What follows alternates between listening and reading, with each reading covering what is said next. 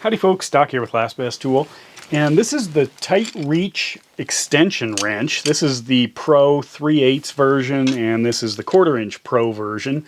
And what these do is give you basically a zero arc way to ratchet something, or use an impact or some other driver, which I'll show you, in order to loosen or tighten a fastener out at the far end of this.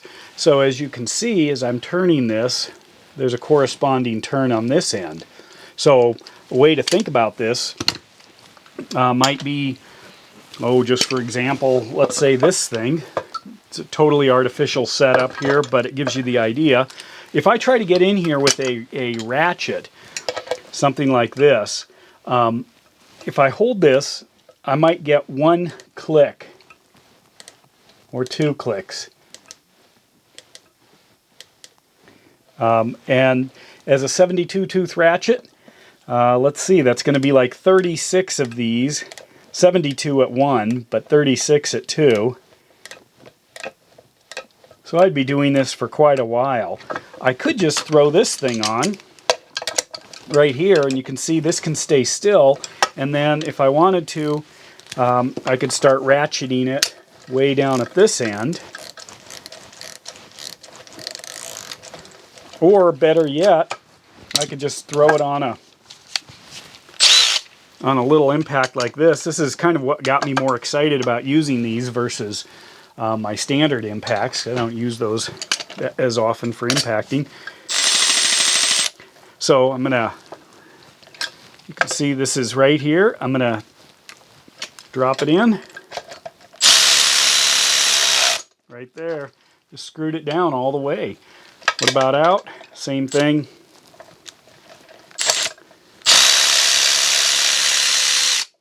There it is. So that's what's exciting about these. Obviously others have had mixed results depending on what they've done with them. I'm not interested in pushing the high limit of these. Apparently this can deal with up to 400 foot-pounds of impact, but it's torque rated to 125 pounds. This one, on the other hand, is torque rated to 40 pounds. It has a much smaller chain. I'll go ahead and crack these open to show you some of the things. But Tite-Reach contacted me after I did a video on this Tite-Reach extension clamp, which if you haven't used one of these, it's a pretty slick little tool. Basically allows you to put like a bolt or a nut in on this end, cinch this down to hold it. It's a clamp, and then once you've got it in there, you can manipulate it way down in or hold it, you know, in a blind spot or something like that. So just again, they're handy tools, and that's what this is all about. One thing I did notice is this, I saw a little bit of light in here when I got it, and I was kind of curious about that and realized that these two screws were not super tight when I got it.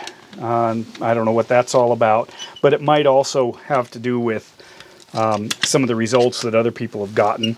But inside here, basically you've got two chrome vanadium gears or sprockets here with the 3/8 drive on both ends in this one. Now one other channel that was doing some reviews noticed there was deformation on this after they'd been really driving it hard with an impact. In fact, they were using a 1/2 inch impact on their 3/8. But if you stick any chrome socket, this has not been on an impact, this has been on an impact, and this isn't actually too bad either, but that's one way you can tell if somebody's put a chrome socket on an impact. And so I would assume that pretty much the same thing could happen here. This uses a chain that is beefier than a bicycle chain. One thing that I thought was interesting in one of the videos that I watched, they sourced out a bike chain in the snap-on version of this tool. And yes, it was a name brand bike chain, but it was not a chain that I would use on any performance bike. So I guess things have different ways of being evaluated. And then inside here is a bushing. And you'll see that there is some metal. I was running this kind of hard just to see, and I could get a little bit of scraping. That's, just what happens. I mean, anyone who's used any kind of spinning chains is probably used to that. So this is the just a couple of parts here to keep it together. It uses a essentially a die-cast aluminum frame that I assume has been powder coated. And I also noticed that this was somewhat directional. I don't know if that's intentional from the factory, but if I cranked it down, I may still have a gap here.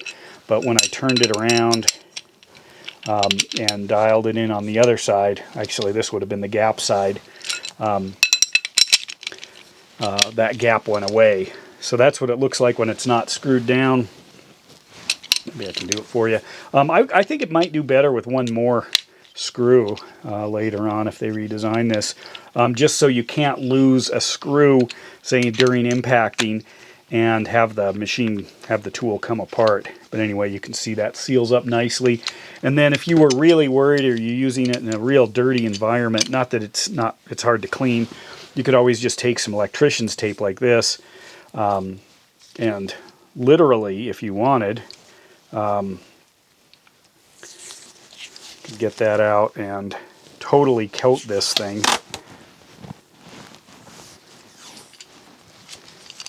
If you were worried. Just like that. There we go. It's all sealed now. You know, seems pretty solid. And maybe Loctite those bolts in. Might help. Let's take a look at this guy. This is the smaller version. And it actually has teeny weeny little, what are these, 3mm bolts holding it together.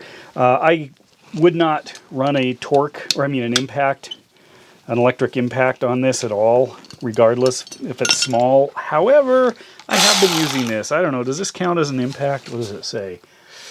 It just says ratchet. It doesn't say impact ratchet. So this is actually pretty cool, pretty handy. So there's the size chain in this one. You can see it's pretty small. Pretty cool little thing here. Let's throw it back together and I'll show you that one with my electric ratchet. That's the one that I was really excited about. Just really handy when you think about what you can do. A lot of people are using them with kind of the conventional drill. And the drill actually is probably because not everybody's got one of these, but if I threw this on, look at that. Throw a socket in there. Do I have one handy? Here's the connection. And there's a socket. That's 3/8. There's one. Something like that.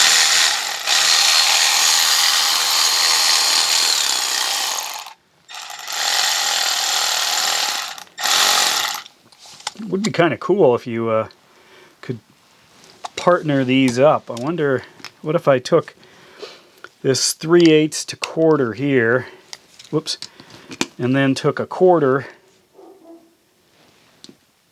pop this out.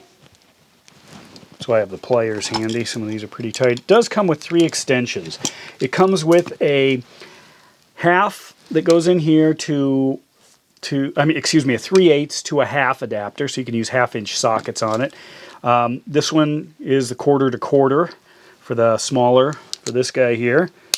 It also comes with a, is this it? Yeah, this is a half, or excuse me, a 3/8 to hex, so I could throw a hex in here and use it as a screwdriver as well.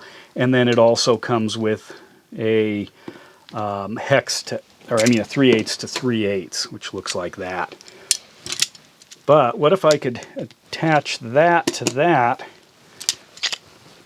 and then that to that, and then this to that,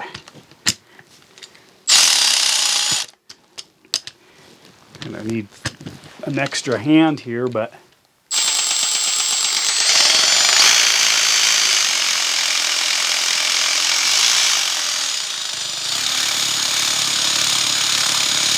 I don't know, just playing around.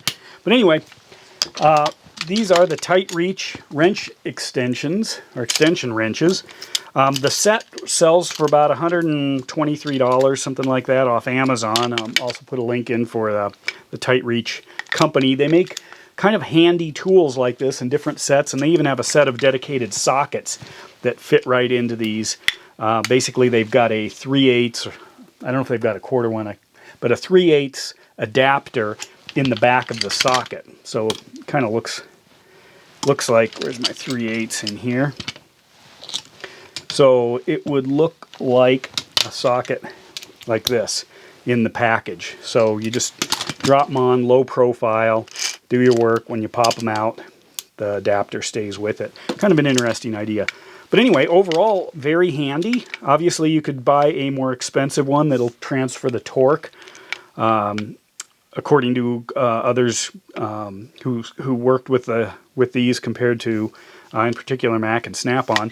But that's not what I'm going to use them for. And in fact, just the sheer handiness of being able to get in somewhere. You've seen me try to design different things to get in, especially working on campers and things like that, where once the cabinetry is built in, but you've also got, say, your electrical stuff or your lighting, solar, whatever it is, you want to be able to get in and both fasten and unfasten things, but you've just got these narrow corridors.